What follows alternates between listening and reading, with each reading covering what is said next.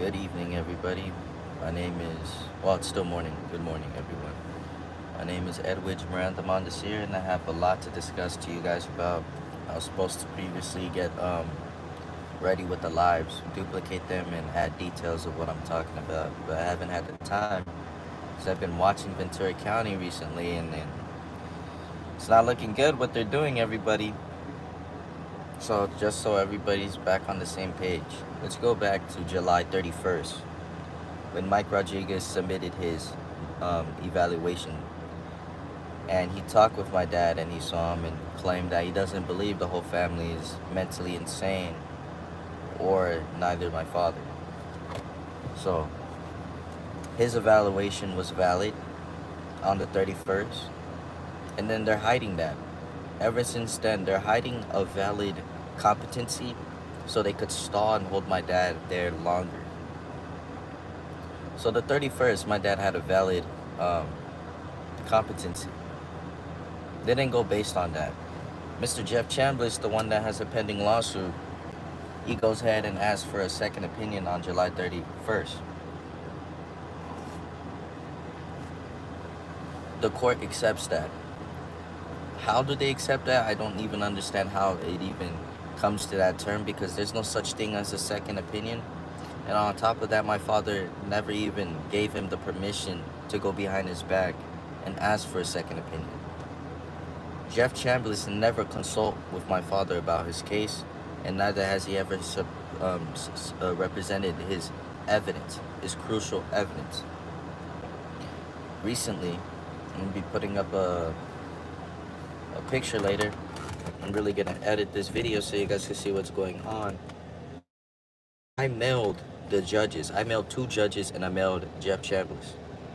I mailed 2 judges a motion regarding the corruption and the unlawful arrest and obstruction of justice going on in their courthouse.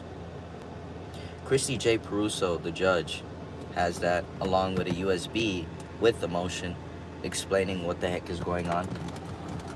And to another judge named Catherine Volkler, who was wondering what happened, right? She's a margin motion judge. She was wondering what happened to the transcript dating back to the preliminary hearing of November 22 ambush, that case. So I guess this hearing was somewhere between March 19, March 23, right? She wants to see the transcript and she cannot find it. Yet Jeff Chambliss is claiming, hey, look in the file. It's in the file. You cannot miss it. It's a big file. What the fuck does he mean by that? What does he mean it's a big file, yet the judge cannot see what he's talking about? So, as that happened, right? Jeff Chambliss said that he felt stupid. The judge said to her assistant reporter, somebody close to her, claiming, I want to take a good look at that. Put that in file or something like that. She wants to take a look at it. So when I heard about that, I got her name from the case search. I got her name, searched her name up, found her email, sent it to her. No, I didn't find her email. I found her courtroom. So I found her courtroom and her name, and I sent a mail, directly mail, certified mail to her office. She received it. She took it. Christy J. Peruso took it. But Jeff Chambliss, he didn't take it. He didn't take the USB containing my father's evidence and a motion. Why is that? That's clear obstruction of justice, everybody. That's clear obstruction of justice. This all happened on August 14th, when my father was removing him once again off his case. Mind you, Jeff Chambliss has been removed off my father's case since February 28th, because he was showing clear signs he cannot properly represent my father's case. So ever since then, my father has been pro per, representing himself, a litigant. So, now that we're on the same page from the 31st to August 14th, that was a margin motion. Now that we are aware that the judges have this information, everything that is on this YouTube that you see, and me going live and stuff is on that USB. I'll be showing you the picture and the certified receipt later. Now, fast forward to the 21st. Since we're in the 22nd of August, let's go back yesterday. What happened? So yesterday, on the 21st, my dad had court. Mind you guys, on August 12th, Tracy evaluated my father. That's the second opinion. That's the second doctor. Now listen to this. Tracy evaluated my father on August 12th. She was wondering what's going on, why do you think they're trying to kill you? So my father told her, go ahead and check the YouTube channel. Check the YouTube channel, and he even explained to her that he's a pro-per representing himself. The discovery should not be redacted. It should be unredacted so you can see what he's going against. And that's the thing, they don't want to do that. They don't want to give him the full unredacted discovery that the DA has. So on the 21st, Jeff Chambliss wasn't present. Joel Steinfeld was. Tracy wasn't present. Tracy didn't even submit a report. She evaluated my father August 12th. That's the second doctor. She never submitted a report. The 21st came. Nothing was heard from her. No declaration is talked about in the report, the transcript. I'll be putting the picture up. So nobody knows who made the report. But what we hear in the courthouse, what my father heard in the courthouse yesterday, was Ashley Susan's name. That she made a report labeling my father incompetent. Thank you, Queen Reaper. So she's labeling my father incompetent, yet I have a video that contradicts her. I'm gonna be putting that for you guys. And when I put this video up for you guys, it is as clear as day.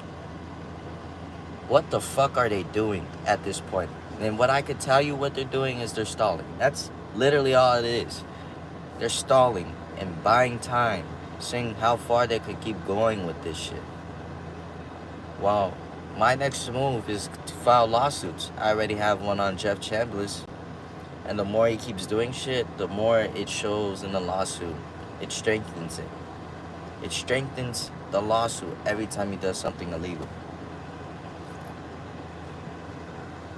On the 21st, Ashley submitted that report. Never seen my father. Never even evaluated him. Mind you guys, we're in August still. August 21st is not too far from August 12th. The doctor that evaluated and witnessed and saw my father with her own two eyes is Tracy Silmick, S-I-M-E-C.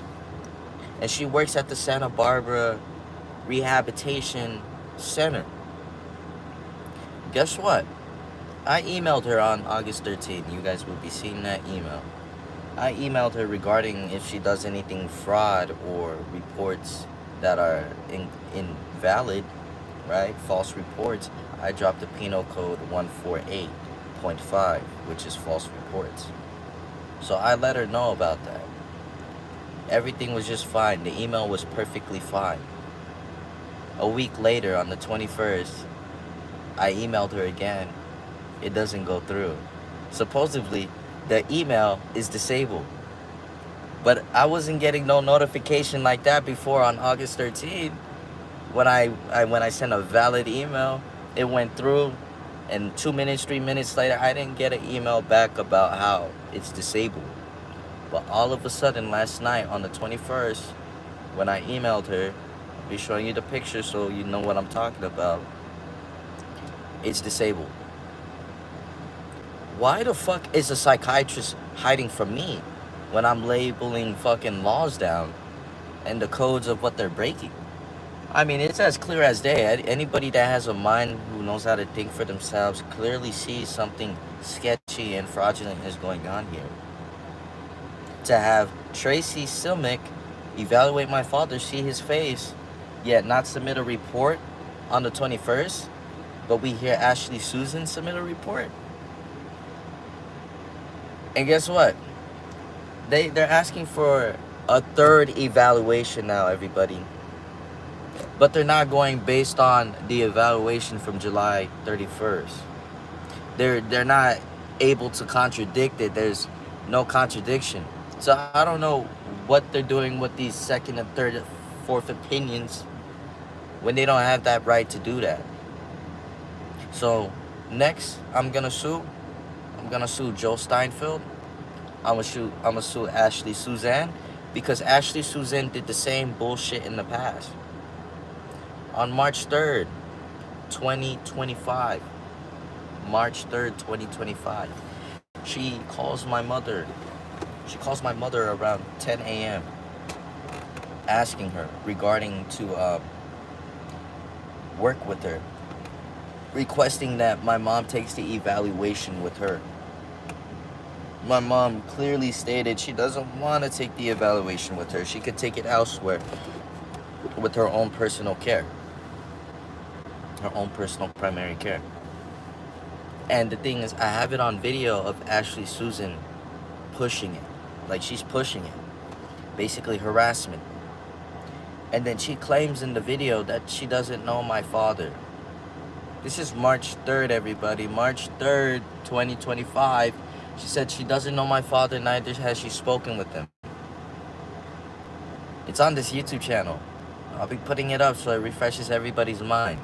Mind you that. She said she doesn't know my father. Fast forward August 12th. Tracy visits my father. 21st comes. Ashley's name is brought up. You don't hear nothing about Tracy in the courthouse. You don't hear nothing about Tracy's report. You only hear about Ashley Suzanne and her opinion labeling my father incompetent, but she never even visited him or seen him to evaluate him.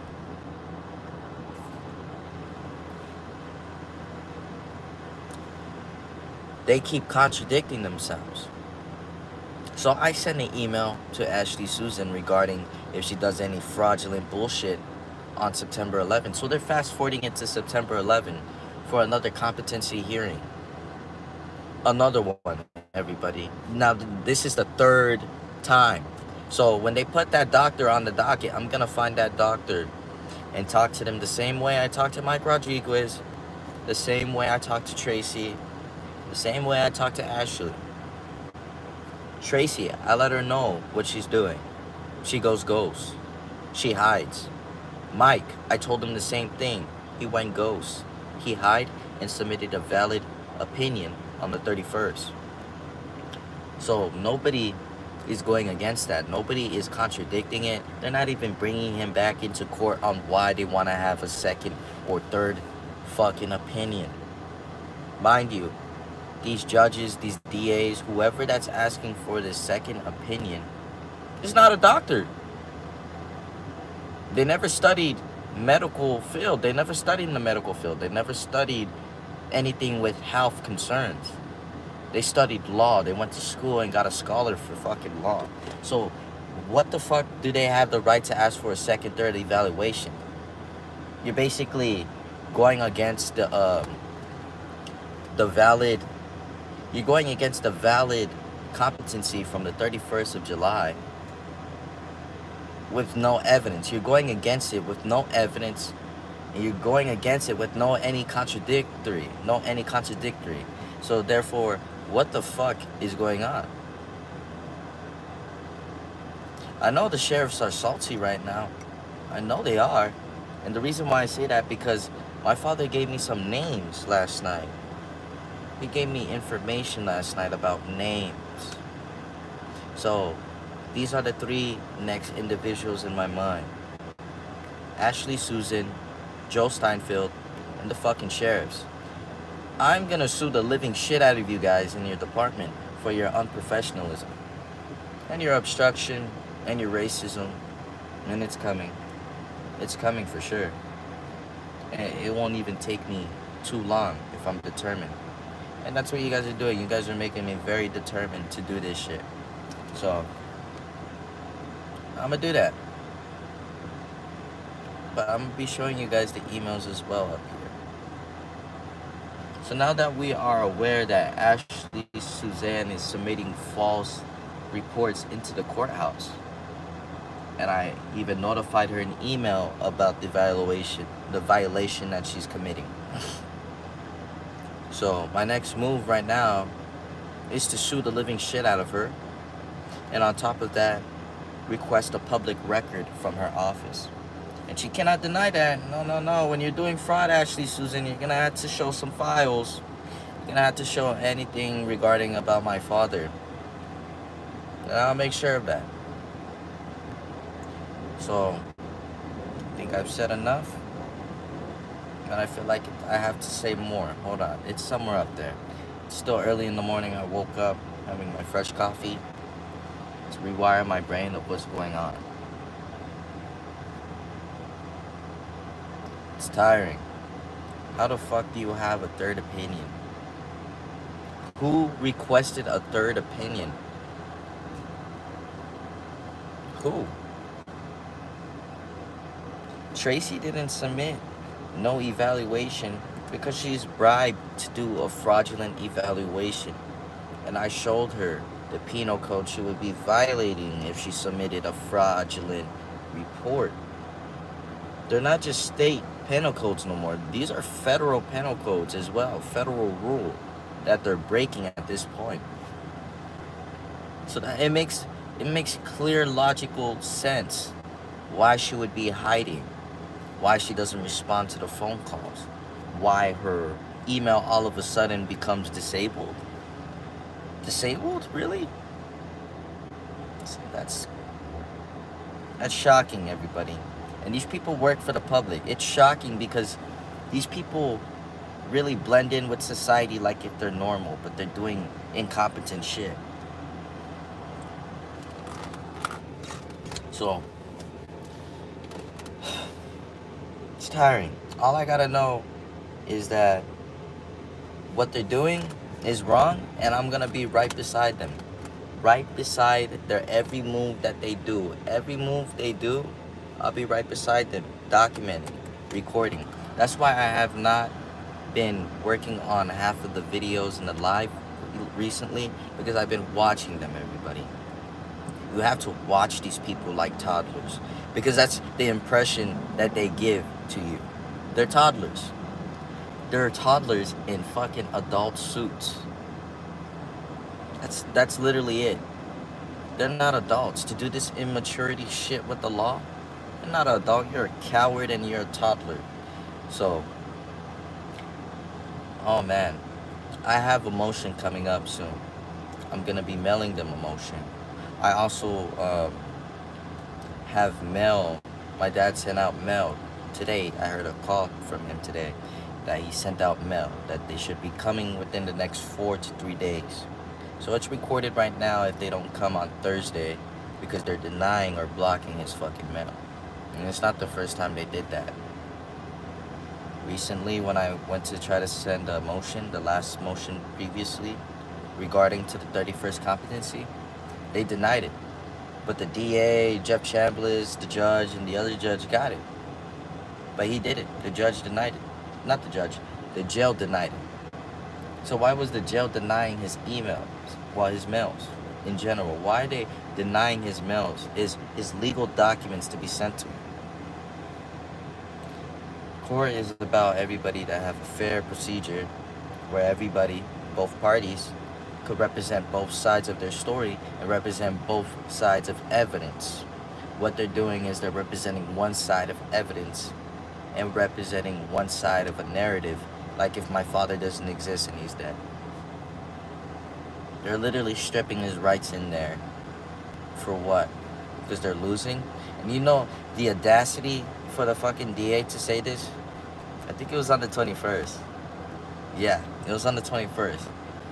DA Celeste Sanchez claimed that, oh man, she claimed that it's a tie. That's why they're asking for a third evaluation. It's a tie. What the fuck is a tie? That we're fighting back and forth here? That they don't know, literally, everybody. I need you to hear this. This is somewhat like war, because it's more than one group targeting me and my family, and they're using deception, and they're targeting our resources, like our school, our freedom, our health, our money, our fucking valuable savings. That's how this is a war. They're very discreet with it. That's another representation of deception. This is all it is. It's deception what they're doing to me and my family. So you know what I'm gonna do, everybody? And I need everybody to listen clear, please. If you're truly with me, I want everybody to stand with me and blow their phones. Meaning, ring it. Ring it. Call the Ventura courthouse and tell them to stop doing fraud. Every time somebody picks up, everybody, I hope you're listening to me. It's totally legal to do this because I have business with them. And they're clearly holding my father in there illegally. So everybody has every right to ring their fucking phones. Ring that shit every day from Monday through Friday. I'll be joining you guys. I'll be helping you guys do that. I'll put their numbers up here and everything. I want everybody to just spam call the living shit out of me. Spam call the living crap out of me. I never told anybody to ever do this. No, you want to know why? Because I'm not a person that looks for trouble. But for them, it shows that they're pushing it. And they continue to do obstruction of justice. Even though motions are being filed, evidence is being filed, and then they're suppressing it. I want everybody to blow up their phones. Ring it. That's what I mean by blow it up. Ring the crap out of their phones until they stop their fraudulent bullshit. The more people that are aware, the more witnesses that are aware of this channel and that pick up that phone, you're doing something. When you see your phone and then I'm telling you about this number and I want you to blow it up, ring their phone, I'm talking from the heart that nothing could be done. Literally one person to ever do this, literally help me do this. One person. You're still doing something good in life. You're helping humanity. So one ring, one call is all I need. One person, two people to call the Ventura County Courthouse. I'll put their number up later up here. And we'll all call as a group and tell them to stop doing fraud. And then the funny part, I've done this before in the past when they were doing fraud with Eric Nazarenko. He works in the DA office. He's like the top chain. He's like the California State District Attorney. He's like the CEO, I guess you could say. Right? He is hiding the phone call, the dispatch phone call when my father was calling about his family being abducted and kidnapped on November 22nd, 2023. When my mother had got her case dismissed from March 7th about November 22nd. March 7th dismissed that event. That whole case was fraud.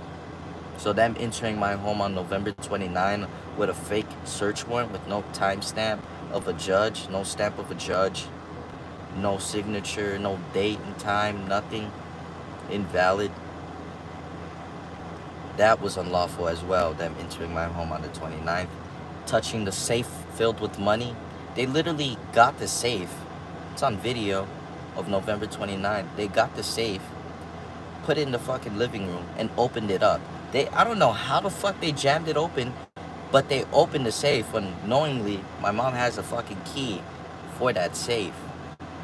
That means they illegally broke that safe open and just left it there as a way of taunting us, saying, yeah, we have that power to do that shit.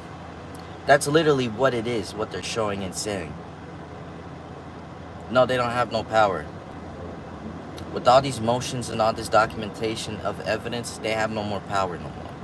That's why they're struggling right now as we speak in the Ventura courthouse. They move it to a week later on September 11th. Competency hearing, same courtroom, Christy J. Peruso. What's their next move now, everybody? Because guess what? Previously, before, on July 2nd, Mike Rodriguez was notified by the court, and there was a declaration submitted as well with the court. So now that you're aware of that pattern, we go fast forward to July 31st. Mike Rodriguez submits his valid report. It goes through, finds my dad competent. And on top of that, Tracy Silmick visits my father August 12th. This is when they asked for the second opinion. So it jumped to August 12th. She sees him face to face. But you notice the difference now? There's no declaration submitted when Tracy saw my dad. When she was notified from the court, when she was literally notified around August 8th or so, 6th, somewhere in record, she never filed a declaration. It's all about patterns, everybody. It's very important that you pay attention. First pattern was submitted with a declaration and a notice to Mike Rodriguez. Then we hear about Mike Rodriguez on the 31st because he visited my father on July 20th or the 21st. So on the 31st, 3/1 of July, he submitted valid report. That's when Jeff Chambliss asked for a second opinion, knowing he does not know anything about medical law. Like, he didn't study medical, he studied law. That's his expertise, and I'm gonna keep saying this because it's important for people to know this. He asked for the second opinion, and that's how we're in this fucking loophole right now. He's just trying to have competency hearing after competency hearing after competency hearing until my dad eventually dies from the sickness in his lungs. So now that everybody's aware of what their move is, I need the public's help. I really need the public's help. And one more thing, public. On my first DCFS case, we're having a modium, something called that way, right? Where when the suit is ready, you are then called by your lawyer to be present in the suit with your defense team and the defendants. So we're gonna have one of those soon, and that's when we get into the courthouse and we discuss what's been going on, how the first DCFS lawsuit followed us. Literally, it followed us. Because how all this shit started was Zaid Baku putting me in a mental behavior school when I was trying to be enrolled into fucking Moore Park High School. So all these months, when my father went to try to enroll us there, all these months went by, and my parents were never notified about the next school, never notified about us being enrolled in Moore Park, until one day they came to our door. What's his name?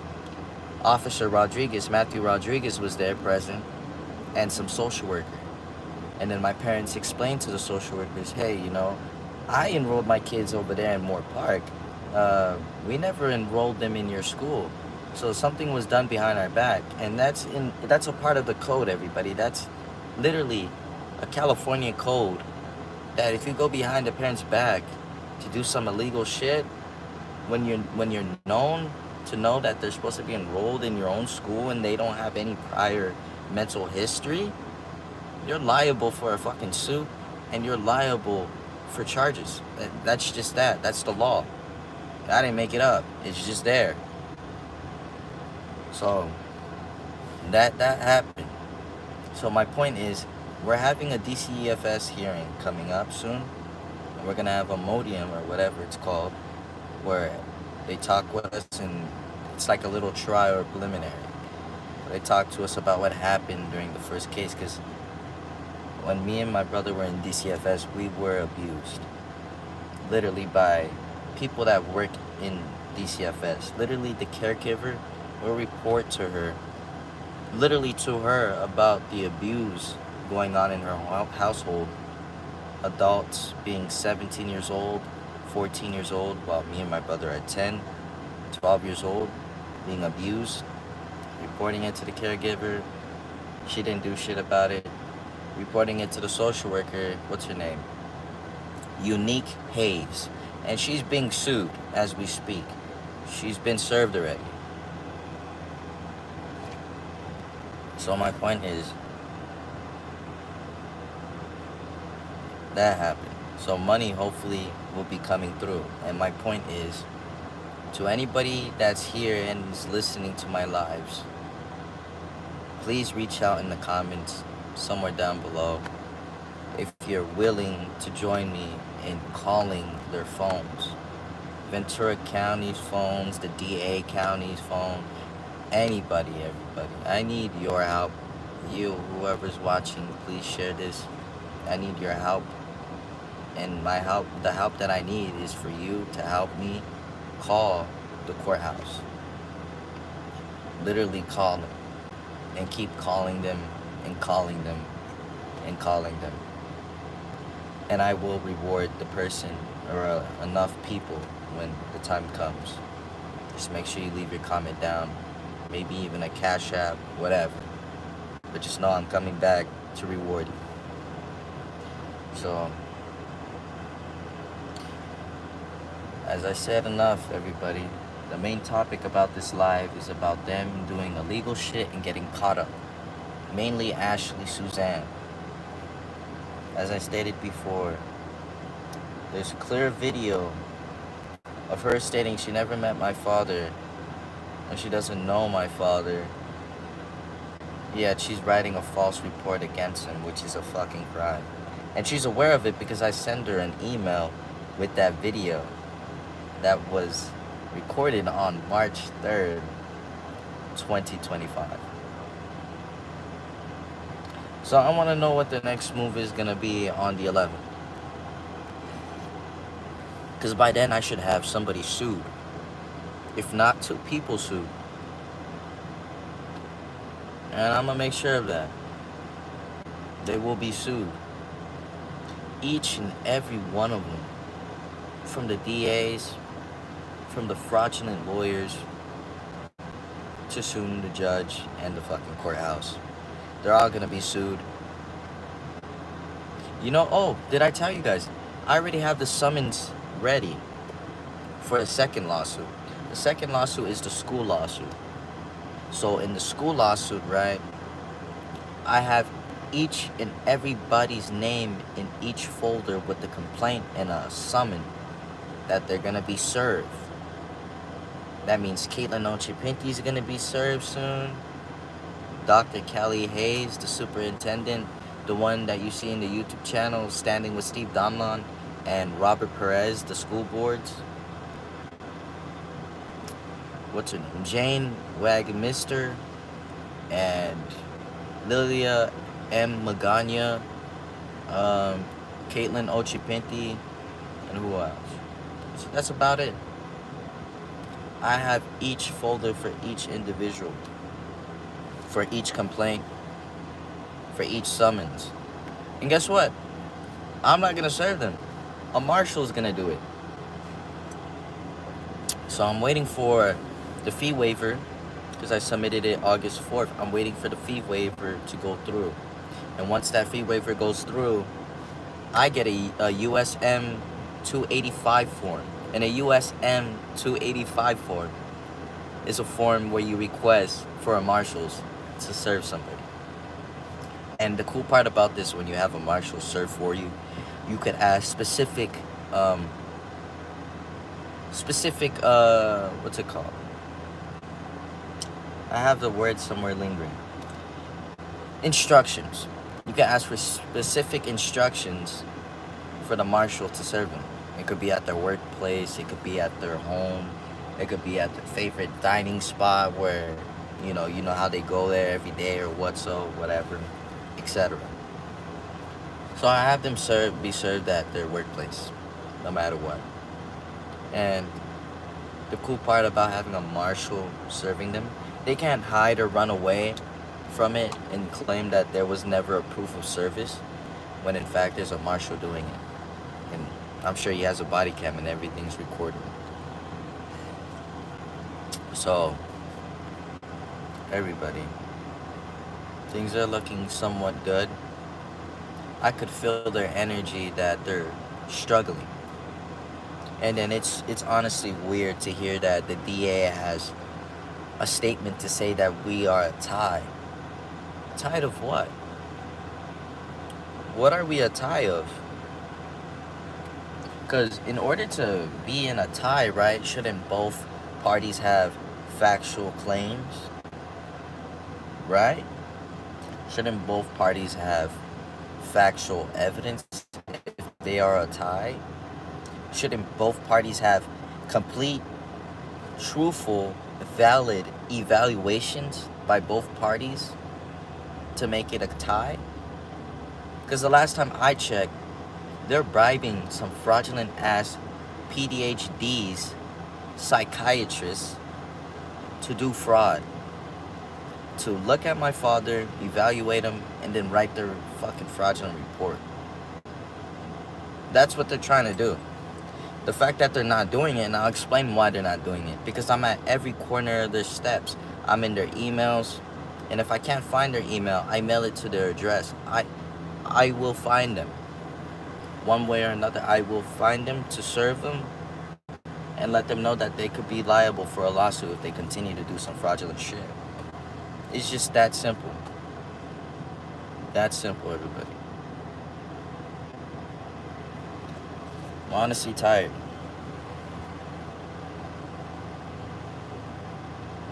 I don't understand how somebody could wake up every morning and then they work for the law just to do some evil, ignorant shit under the law.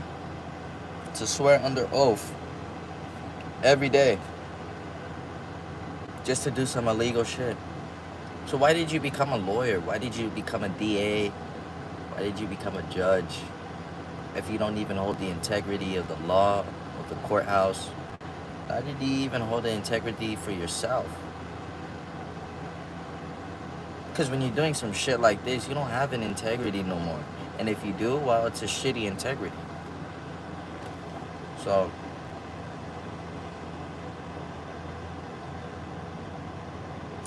just making me work harder. And the more they make me work harder, everybody, the more I'm going to let them stress out. The more I'm going to put more on their plate. That's what I mean when that's what I mean when I ask for everybody to join me to call their phones. And it only takes 3 seconds, 4 seconds. To just say, simply say, stop doing fraud.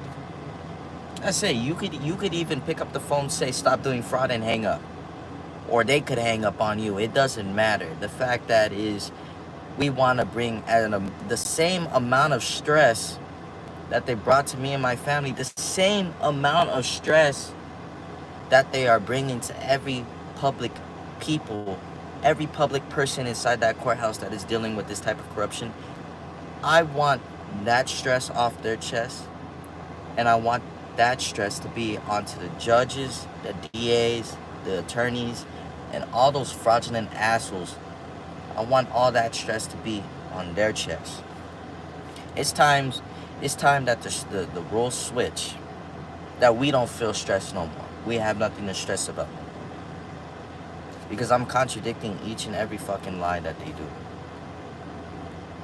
How you gonna have Tracy Simec, SIMEC, come visit my father on August 12th, literally interview him / evaluation, and then not report nothing on the 21st when it's your job to file a declaration or report about my father? It's not even you. We hear a complete different name, Tracy. I hope you're watching, because you said you said that you're gonna check out the YouTube channel when my father told you about the YouTube channel. So I hope you're watching this. And if you're not watching this, I hope one of your minions or your friends are watching this, so they can send this shit right to you, Tracy. Tracy Selmick, psychiatrist from Santa Barbara Rehabilitation Center.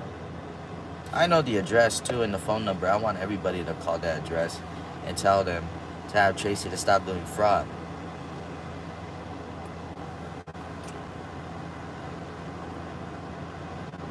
I don't know what she did. I don't know who she talked to. That's good that I filed a public records. Meaning, whatever communication Tracy had, whether that shit is disabled or not, whether that email is disabled, she will have to give me some type of information, some public record, because that's my father and I have the right to see his public record. I'm family. I have that right. Therefore, I want to see all the communications that she has about Edwidge Mondesir. I want to see any communication prior, like a plot, meaning under Penal Code 132, right? 132 Penal Code is when you're drafting some fraudulent fucking documents, or you're aware of some fraudulent shit being submitted into the fucking courthouse. That's a serious crime. It's very close to conspiracy. Conspiracy is only just one charge expressing what you may do, meaning you're predicting or premeditating a crime in your mind. So therefore, that would be conspiracy of a crime. That falls under Penal Code 181, I believe, or 182A1. I had to check it up and put it up here for you guys. I know I'm familiar. So my point is, it's basically conspiracy of a crime, but worse, because you're a public official. Tracy Simic, Ashley Suzanne, all these PhDs, all these law workers are fucking public officials. They're just that. So my point is, it's highly illegal to do what the fuck they're doing right now. I swear to God, you have to have the money in the whole white world to do some illegal shit like this and think there's no consequences. Oh, there's consequences. And they're knocking at each and every one of your door. I swear to God, and I put this on God, that I will be in every door that they're at. Metaphorically speaking, they are checkmate. Every move they make, I'll make sure it's checkmate. I have your queen in my sight, I have your king in my sight. You make a move, your king is mine and your queen is mine. So I ask you guys, stop doing your fraud. Because it's not going to end well. It's literally not. It's not. As long as me and my family are alive, I'll continue to expose you. Expose the living shit out of you.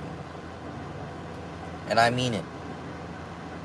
Soon this channel is going to be boosted, so it won't be the same typical 80 viewers or 100 views. It will be more than this, where people could actually listen to my voice logically and hear it logically.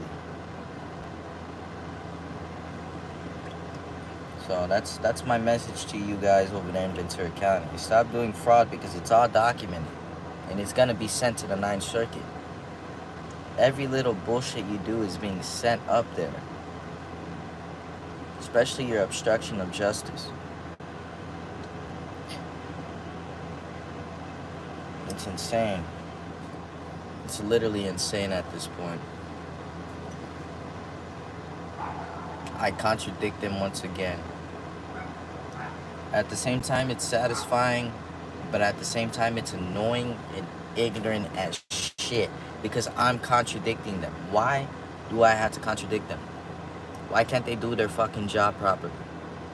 Me contradicting them is like me watching them do their work. It's like basically watching a fucking toddler use the bathroom. You gotta make sure he doesn't shit on the floor. You gotta make sure he shits in the toilet. That's the same concept I'm getting right here.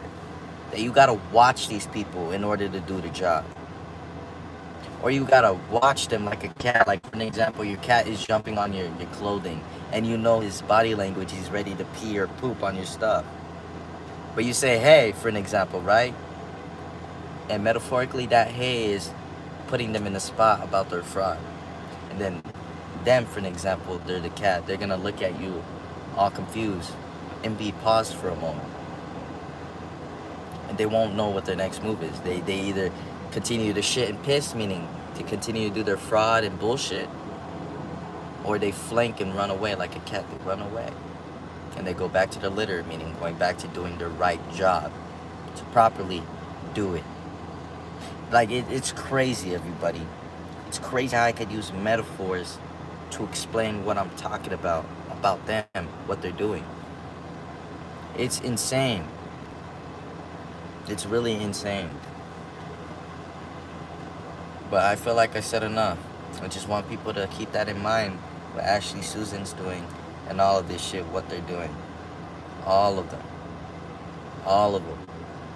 Because I have great information to show you guys. I have great information. I'll be showing you the emails and the video dating back to March 3rd with Ashley Susan. And it's insane because Ashley Susan, right, she never evaluated my mother. My mother got her evaluation on March 3rd.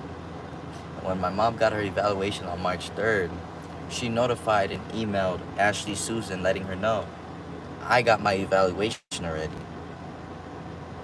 And I'm submitting it into the courthouse. And my mom submitted her evaluation, everybody. Keep this in mind. March 17, 2025. This was the same, literally the same timeline when John Taylor was getting caught up with doing fraud.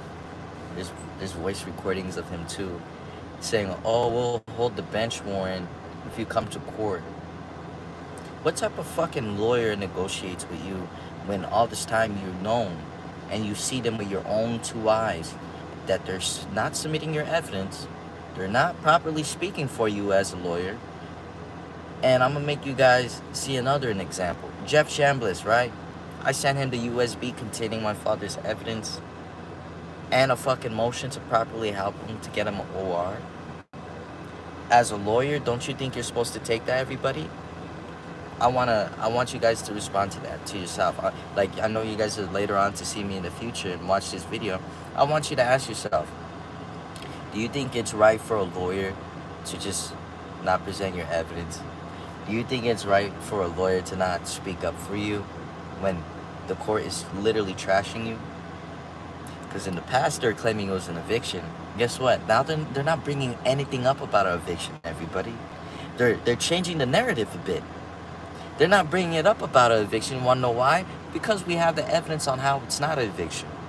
And this whole time, them stalling right now, this whole fucking second opinion is bullshit. It's bogus. You want to know why? They don't have anything valid to go to trial. They are not worthy enough to go to trial. They know that it's a low bar case. There's not enough evidence to take Edwidge Mondesir and his family to trial. And this first case that they gave Edwidge Mondesir, everybody has to keep in mind, that case was dismissed on March 7th.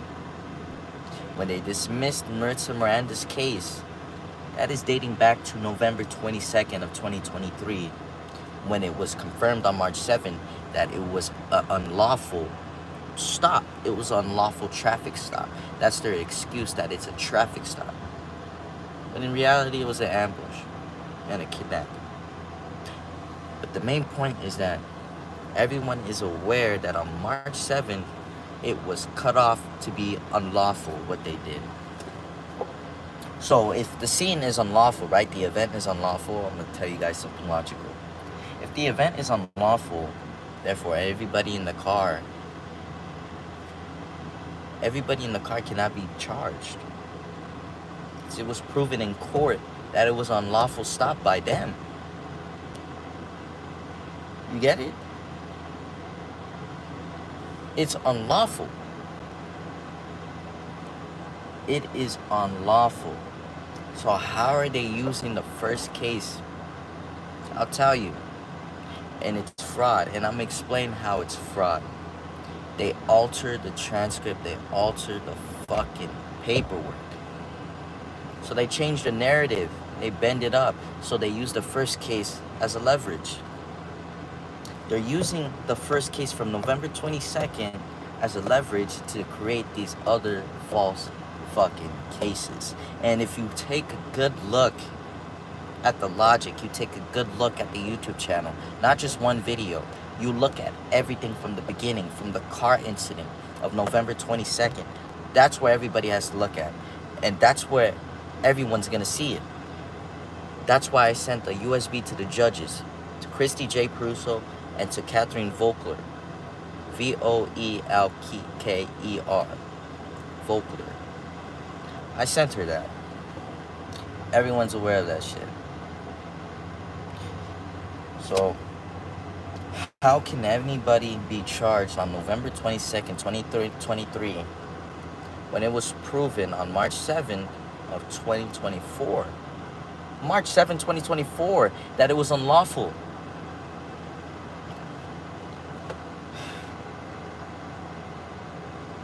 How does that make sense?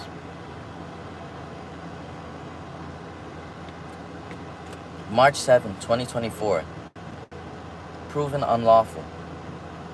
Where are they going with this story? It's not adding up anymore. And like I said previously, yesterday, my father gave me names about sheriff departments playing the victim. They're supposedly being the victim and witness, but the whole report is redacted, meaning it's black, like a classified top classified fucking file, something you would see in a CIA video game or in a CIA movie where it's all black covering the lines. What is there to be classified or hidden from the fucking defendant? Why is it being hidden from somebody that is properly representing themselves in pro per? Why don't you want him to see the reports? Why don't you want to give him a fair procedure? Why are you not taking it to trial? See, they really thought, now I'm going to tell everybody, they really thought that they had the last laugh on September 18 of 2024. They thought that they stolen all the evidence. Yeah, they stolen our money. They stole my dead relatives' ashes, yes. They stole my fucking clothing. I don't even have my old clothing that I had previously. I have only like 3-4 fits. Ever since then, I don't have new clothing. So they took everything. They took evidence in paper, right? The one that was in the box and the fucking in the bag too. The one that my dad showed you in the live. They took all those evidence. Then they took all our electronics, thinking that that's the last of it. That's where all of it was gonna be. So they destroyed it or probably clucked it or hide them, because this is their excuse of Ventura County. When they steal your shit, when the sheriffs steal your shit, they put it hidden in their records or whatever. They lie in a report. Let's say you win your case or you don't win, and you ask for your shit back. They claim to say that they've lost it. That's their best excuse when you want to get your shit back, that they lost it, that they don't know what happened to it. If you don't tell me that's corruption, that's the most sickest shit that I've heard. So, like I said before, it doesn't make sense how they could use the first case as a leverage. If it's proven in March 7 of 2024, it's illegal. How could they charge my father? How could they charge my mother? That's why they dismissed my mother's case on March 7. How could they charge her? Because it's unlawful. Therefore, how can you charge my father on top of that when he's not even in the fucking crime scene or the supposed scene, whatever it may be from their eyes, right? He's not there on November 22nd of 2023. He's not there on November 22nd of 2023. But they're claiming in their reports that he's there. So I had to show them a video in the USB to the judges and soon to be Jeff Chambliss, but he denied it. And that clearly shows that he's playing fucking games. It just clearly shows everybody. It's not rocket science. Anybody that watches this, I'm sure they're aware. They're very aware. Everyone could be bright. And all it takes is a book. That's your first step to getting a book, picking up a book and reading about your own interests. What could help you? What do you like? That's the first step to knowledge. Because knowledge, it's all about loving what you're learning. And when you have a love for what you learn, oh man, your heart holds all the sacred knowledge. It holds it like a muscle, like you play the drums or something, like you play any best sport that you like. I bet to you guys, any sport that you like. It could be anything, but I'm gonna go off skateboarding because that's what I do. For an example, it's like a kickflip. You love the kickflip so much that you hold it within your heart. It's knowledge, and I'm gonna explain to you why. To do a kickflip is not just basic fucking muscle memory or whatever you may call it. You actually have to pop, jump, and flip the board. So when you like actually land it for the first time and you have love for that trick, you keep it in your heart. It becomes a muscle memory. It becomes something that's a part of you, like personality. So that's what knowledge is. The more you build it, the more you have love for it, the more it grows. So I explained enough to you guys. So on the 22nd, it was proven it was unlawful. What the shit that they've done, that whole ambush was unlawful. And it was proven March 7th. And on November 28th, when they illegally ambushed my father, doing the same thing they did on November 22nd. As I previously stated, patterns, everybody. Patterns are important because it shows their actions. That's why there's a word called actions speak louder than words. You could tell a lot more about somebody through their actions than you can tell by what they say. Just that. So that's my point. On November 28th, they told my father, you could come to this police station, Thousand Oaks. You'll be able to file a police report. And this was the same time when I was having those death threats. This is when they kidnapped us on November 22nd. Mind you, this is what had led up from November 17th with that kid sending death threats and claiming he will kill me and my family, that he has law enforcement in his family. What the fuck are they gonna do to him? His words are echoing through eternity right now. His words are echoing in the present moment, in the future moment. And you wanna know what's going on? Exactly what he claimed on November 17th. Cops are in his family. What the fuck are they gonna do to me? They clearly haven't done nothing to him. But it shows that they use all this retaliation power, this biased bullshit to suppress our evidence. Really? You're going that far to suppress our evidence so we don't have a fair trial, a fair proceeding, so you could destroy our names and destroy our character? But this man brought a fucking gun on school campus, and that's what they're covering up? It's sad because there's nobody could explain this to me, because me and my family are actually the first people to be going through this and documenting it.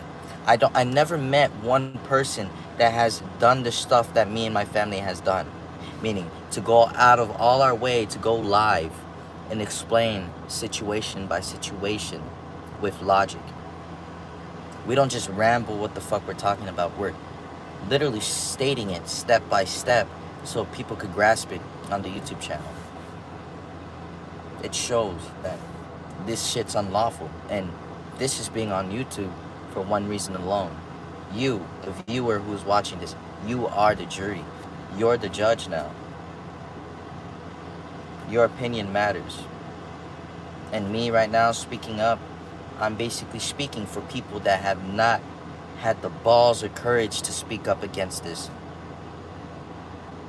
I'm willing to fight for my life with my logic about their logic, meaning their ignorance, because there's no logic in ignorance. So I'm literally gonna go against that with my words about their ignorance, and I'm gonna expose their ignorance step by step. Whether it costs me my life or not, it's not just about me no more, everybody. It's about the people and about families that are dealing with this, because it shows right now, here today, that they're comfortable doing this stuff.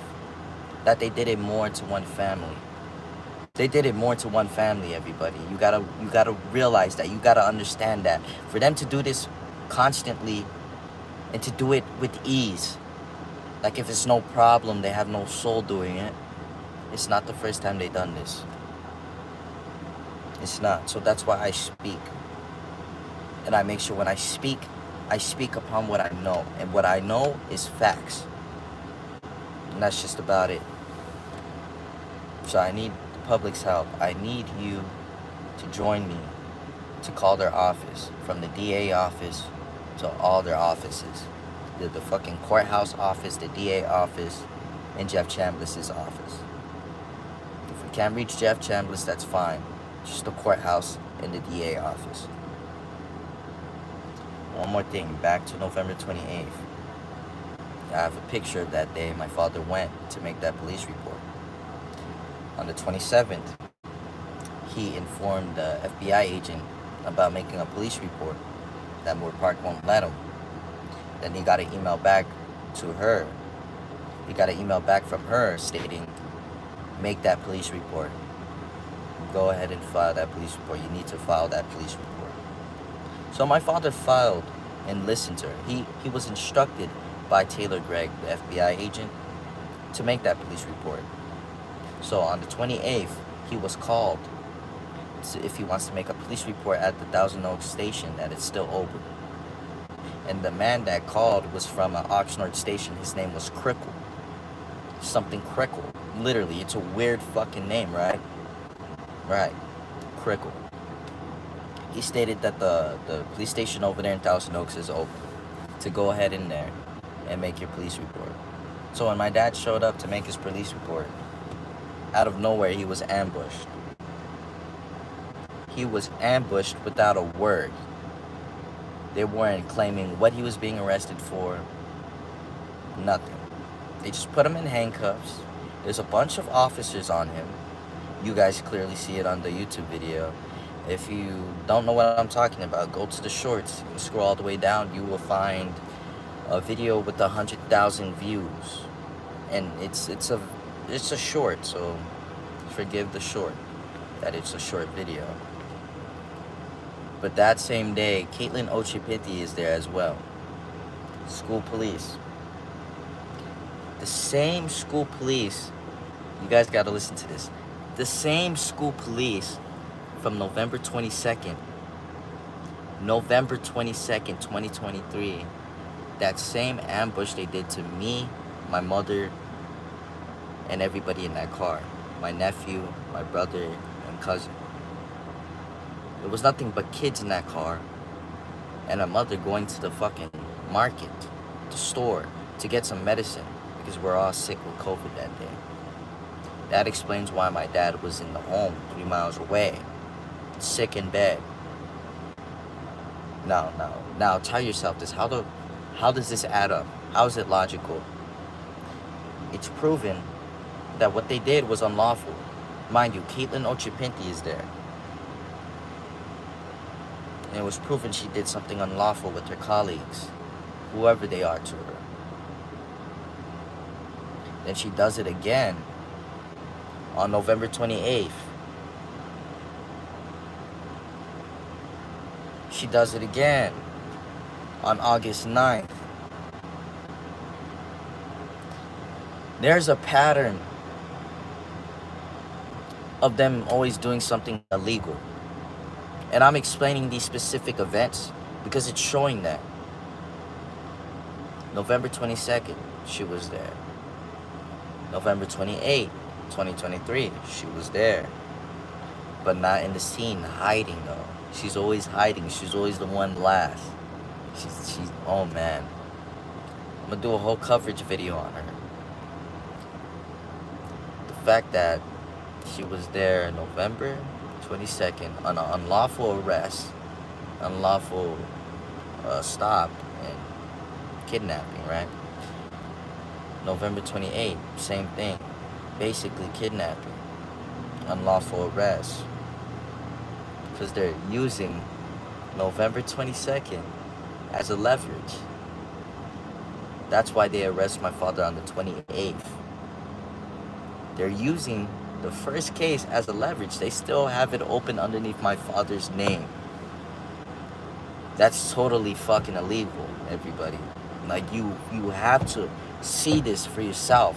It's illegal as shit. So she was there on the 28th. She was there on August 9th trying to break into our home. The same day that other deputy pulled out his gun and had an uncanny behavior. His behavior was off the charts. It was weird. Him going in a corner like that, looking at us in the balcony with his gun out. With his gun out, we're a family in a fucking balcony. No weapons in the home. They know that. It's not their first time coming into our home or being surprised about our home. Because you gotta mind yourself this. That on the 29th of 2023, they illegally came in with the fake warrant. With no fucking judge stamp. No signature. No date or time. Excuse me. So that's what I'm pointing out. The 29th, you gotta mind that it is illegal as well. Because they're using November 22nd as a leverage to do the abuse of power, the abuse of behavior that they carry within themselves. They can't do that. August 9th, she was there when they fucking hammered and broke the doorknob and drilling that shit. They were drilling through our door. That's why we had to cover our door. If we didn't cover our door, I have a strong feeling one of us was gonna be dead on the 9th of August when they illegally came into our home and property. Not once provided a warrant near the fucking balcony to show us that they have a verification or a justification to even be in the property. Nothing. There was literally nothing. How? How did they do that?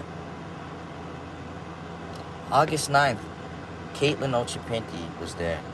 I heard from a third person that there was a bunch of fucking cop cars at the front office of our complex. Meaning they gathered, there was a whole fucking army gathered around ready to come and break in and storm on August 9th. Just this time on August 9th, they didn't have the fucking news coverage because they didn't want it to be recorded what they're gonna do. And what they were gonna do was kill us. And I'm straight up putting that out there like that. It won't explain for you to have your gun out on a family that doesn't have fucking weapons in the home. It doesn't. And then them asking you for a warrant or justification so you could enter their home or actually act on that law, whatever the fuck you're doing, no. My father provided them at APP 151 August 7th. They came back August 9th. No paperwork. No paperwork. No paperwork for us viewers, me and you. No paperwork for us to see in the video when we told him stand right there near the balcony. Stand right there near the balcony so we could see that paper. If he showed us that paper, then he would have that justification. But he never showed us that fucking paper. He never showed us that paper. And August 9th, I have pictures when they broke that shit down. When they broke the doorknob and they had drilled it. They left the hammer there. They left their own hammer at their own crime scene. That's evidence. They left it there because they heard us yelling and calling for help to our neighbors. We wanted our neighbors to witness it. They stopped. They stopped when we were calling for FBI and the Homeland Security. They stopped. Why the fuck would you be scared of your own Homeland Security or FBI if you're not doing nothing fucking illegal? What are you to be afraid of, right? You're the law, right? You're doing something lawful. What are you to be afraid of on August 9th? What made you stop to leave the hammer there and leave the door halfway fucking broken? Mind you this, after since August 9th, on August 9th, there was never, ever any complaint about a crime being done. There was no fucking crime committed. There was no arrest made. There was no arrest made throughout the whole August. This says that I was walking out in the street of Moore Park and saw cop cars. I saw cop cars. My dad saw cop cars. They did not once pull them over in the street to arrest them because of a fucking eviction or trying to come into our home. So explain the days leading after August 9th. Explain those times I saw officers and they didn't do shit. Because they can't. Especially in public, there's viewers, there's witnesses, they can't. They will put them in the spot even more. So on September 18, they saw a vulnerability. They saw it. This time they came with the news to tarnish us, label us as being hoarders, staying in our home, that we don't want to get out. That what's that word for it? When homeless people go into homes, what's that word? You people know it. You people know it by the heart. What's that name? They squatters. They think we're fucking squatters. We lived there and paid our rent. We won our judgment from December 4th. That shows rent has been paid. Even the ledger, the fucking receipts, all of that shit was submitted on the 4th of December 2023. Everything was submitted. The only thing that didn't happen on December 4th, 2023, the second party. The second party never showed up. The same party that sued my parents never showed up. My parents provided receipts, all evidence, the ledger, all of that shit. That they have an agreement to pay their rent and nothing to pay about the valet trash. We throw our own trash out. So how the fuck are you gonna charge somebody for trash when they throw out their own trash? And they didn't agree to it in the ledger. They didn't agree to no fucking trash. So that's what I'm stating here, everybody. It's insane. It's not making sense anymore, their story. It's not. So on September 18, they broke in. They shot my dad. They beat me up. Fucking Steve Donlon with the shield came and beat me up, punched me up. I fell unconscious to the fucking floor on my stomach, where there was about a good 3 men on me, meaning two men, one on each leg with their knee, one on the left side, one on the right, for each knee on my legs, the back of my fucking legs, kneeing and squeezing with their knees. Then another man on the right side of my fucking shoulder, squeezing with one right knee on my back and one left knee on the top shoulder near my neck, parallel to the other detective that's doing the same shit, or sheriff, same one doing the same fucking position, one on my back, one on my right top shoulder near my neck, squeezing the life out of me. I swear to God, they're squeezing the fucking life out of me, that I had to raise my hand out and call out for my mom because I felt death. I literally felt death around my neck. And I felt that on September 18 will be the last day I see my parents, will be the last day I ever communicate and have my family ever again. I thought I saw death. I reached out to my mom. She saw blood in my mouth. I had blood on my mouth from the punches from Steve Donlon that knocked me unconscious. Not just that, when they were squeezing me, Steve Donlon is behind me, punching the living shit out of my back of my head. From the right side to top here, to the left side up here. Punching my fucking head. He punched me pretty bad where in jail I would have jumps in the middle of my sleep. The same jump that I just showed you, my body would spaz out. And it continues to this day. My brother recorded it. He didn't record it with the video, but it's recorded by his testament that he heard me.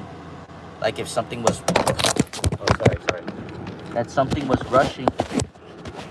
rustling, like hitting on the floor or something. Like if the table, if something was knocking like that, but like if my feet were hitting the table or something. And then he went into the living room, and that's where he saw me with the internet box that was falling on me.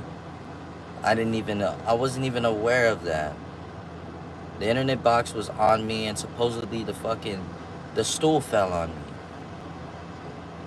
I have these unpredictable moment of seizures sometimes that I don't even realize it.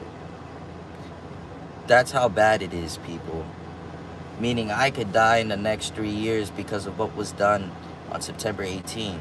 These people are trained to kill. These people are trained crazy combat. They know exactly where to hit somebody in the head to turn them into a vegetable. Everybody knows that it is not proper to hit somebody in the back of the head. That is attempted murder. Even in boxing, it is illegal to punch somebody in the back of the fucking head. Totally illegal. So he knows what he was doing, everybody. These people are wide aware. To plan it, they're wide aware to do all of this shit. And that's what I need everybody to realize. So they cannot do this shit ever again to any type of family. Because I won't let that happen. I won't let it slide. No. No. No. I will fight and fight so no family suffers the way me and my family suffered. And I'll make sure of that, everybody. I'll make sure of that. Best believe my word, because what I say, I make sure it comes into existence. With these motions, with these emails. Their next move is possibly going to be a next stall. Their next move is probably going to be a new doctor. And if it's not a new doctor, their supposed new doctor is going to be actually Suzanne, that puts in the report her fraudulent bullshit, knowing she never seen my father, and you, the viewer, knowing that she never visited him or seen him. There's video footage in the past that she never visited him or seen him, or doesn't even know nothing about my father. But yet she's filing false reports. That's a contradiction right there, everybody. That's a huge contradiction. And that's what I need to bring up, because this is important. It needs to be brought up. This is a huge contradiction, and everybody has to keep in mind that my father was visited by Tracy Simic on August 12th, 2025. August 12th, 2025. And yesterday, which was August 21st, Ashley Suzanne submits a report. How can you submit a report without evaluating somebody? How can you submit a report without physically or verbally talking with the individual? What would the report be about? A ghost? Like what? Doesn't make sense. So I'm explaining all these events. My father was ambushed on the 28th, just how we were ambushed on the 22nd. Everybody has to keep that in mind. It's the pattern. It's the same patterns. August 7th, they came. We gave them a copy of the APP 151. John Nicholas.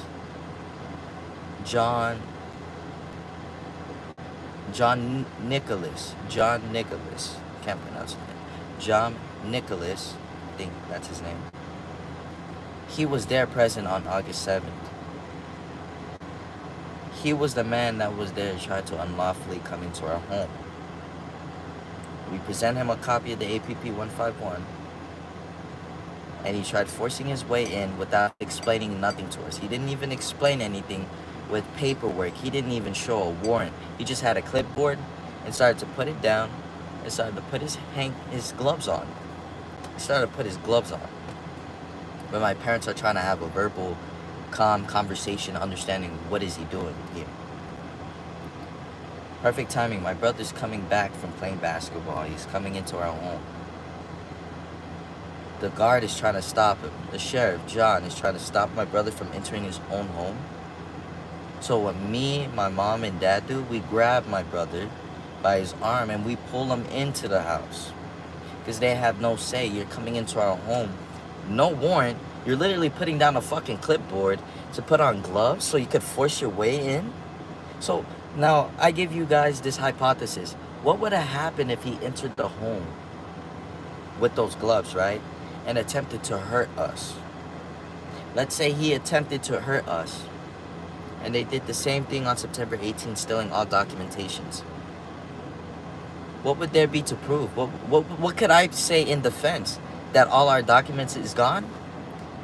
It won't work because all of it is gone. The APP 151 would be gone and all of that. So therefore,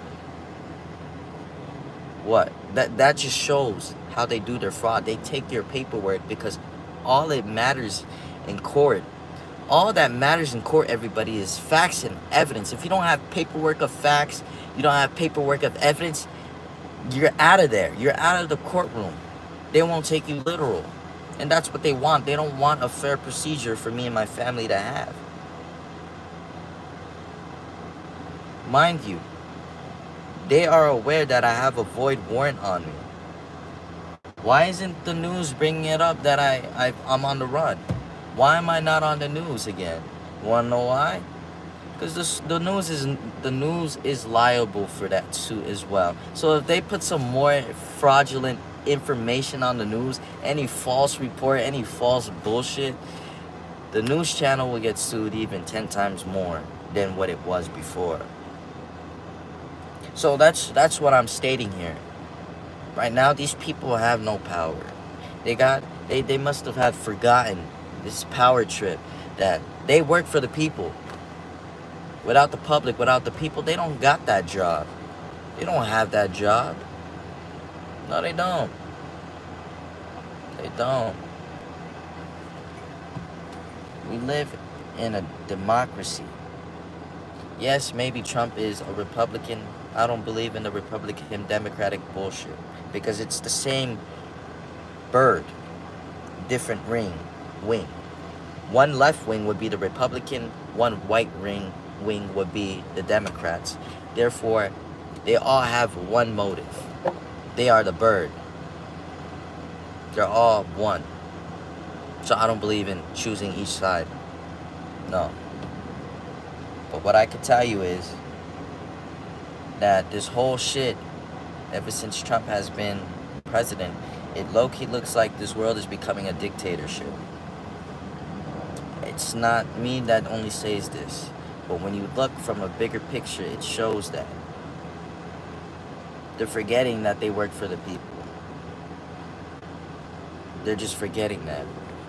And if they didn't forget, it's just all the money in their hands that makes them ignore it.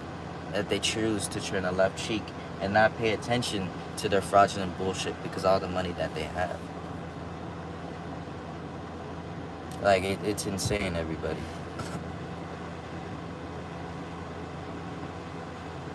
It's insane. So I appreciate everybody listening to me today and hearing my live and what I had to say, because it's nothing but logic here that I'm speaking about. And yes, maybe you may get bored of hearing it. It's the same way I feel. I'm annoyed. I'm annoyed about it because I'm proving them wrong. I have my evidence, and now they want to be in a fucking loophole. They don't want to present nothing no more. Court is not about one narrative side. It's about two sides having the right to say. The First Amendment. Both sides have that equality. Both sides have the equality to go to speedy trial or have their evidence submitted to the courthouse. It's that simple. You have evidence, it must be presented, not hidden and hide away from the public. Like Jeff Chambliss is doing, he falls under the Penal Code 132 because he's aware of fraudulent reports entering the courthouse. And he is conspiring. He's literally conspiring to commit a crime. Obstruction of justice is a crime. Defamation of character is a crime because you're filing a false report under 148.5 Penal Code. Filing a false report or lying to a fucking police officer is a crime. Now I'm speaking their language, and now they're stalling. They don't know how to proceed. They haven't presented no evidence. They still haven't presented any body cams. People, it is almost a year. It's almost a year. September 11th is the next court hearing. And then from the 11th is a week, 7 days. From the 11th is a week, 7 days.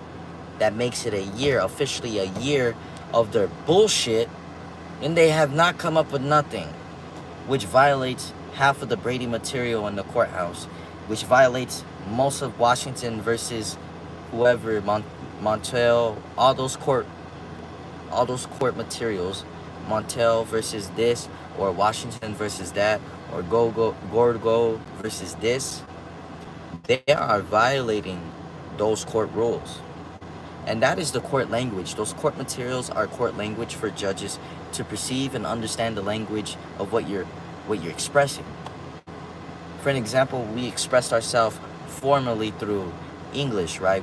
We express ourselves with a greetings, hey, or hello. But there may be a different way you may have to greet the judge when it comes to court. Just how there's a different way you give out speeches and write your speech. You gotta add court material so the judge is aware and comprehends what you're saying. So they don't just think you're illiterate to the court. You gotta speak. You gotta advance your speech for them. Your writing for them. Just so they could understand and not play the part, oh, well, this is a literate speech to the court, I can't understand this. So when you learn how to speak their language, they act like this, people. This is how you know they're doing fraud. Everything that I've been explaining, from the patterns to the events, to how they're doing it, to what they're doing, from Tracy to Ashley. How does Tracy evaluate my father on August 12th? And then Ashley Suzanne's report is on the 21st, knowing she never visited my father. My father never visited her. And it's recorded on March 3rd. March 3rd, everybody. You gotta keep this in mind. March 3rd, 2025. She claims in video she doesn't know my father. So how are you filing that fraud report? That's it. Ventura County, you guys are done. You guys are caught the fuck up. You guys are caught. You guys are caught. So I'm gonna bring all the weight of stress down upon you for doing illegal shit, because now you're caught. I've caught you. Today I caught you. Yesterday I caught you. On August 12th, I caught you. August 14th, I caught you. I caught you in each of these events. That's why you're struggling against one person filing all these reports. You're struggling against me, my mom, my dad, because we know what we're talking about. It's the same story. Nothing is changing in our story, but your story is changing. You guys are not bringing up that it's an evaluation no more. I mean, you're not bringing up that it's an eviction anymore. So what are you guys claiming now? You guys refuse to bring upon the court that it's an eviction, but when we were in jail, when you guys had the last laugh, you guys were laughing and mocking us. Oh, it's that family with the eviction problem. Okay, so can we discuss about that now that I submitted a USB with the fucking complaint that my parents won on December 4th? How the fucking management didn't receive their rent, how they were refusing to take the rent. They're literally refusing to take the rent, but my parents were still paying their rent. How does that work? They don't show up. And in the USB, it shows a full exhibit of my parents' rent and a ledger, a rent ledger highlighted for the judge to understand what the fuck is going on. What is this? That's all I gotta say. Because with ignorance, people, you cannot never ever wrap around the ignorance. You cannot make sense of a fraudulent fucking narrative. You cannot make sense of that. And the best way for your own health and for your own sake, you don't make sense out of that fucking fraudulent report. You cannot make sense out of it. For an example, you're analyzing it on why they did this. You will never understand why. And that's good. I don't want to understand why they did this. It's the fact that it's recorded and it's documented down of all the illegal bullshit that they're doing. That's all. But you cannot make sense of racism. You cannot make sense of prejudice.